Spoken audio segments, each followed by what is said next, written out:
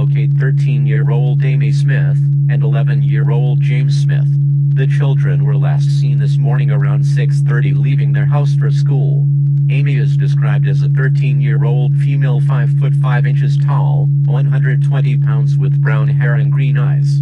She was last seen wearing a New York Giants hoodie and blue jeans.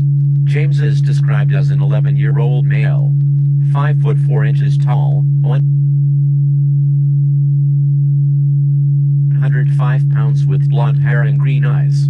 He was last seen wearing a green hoodie and black shorts. It is unknown where the children might be at, but they are believed to be in immediate danger. If you have any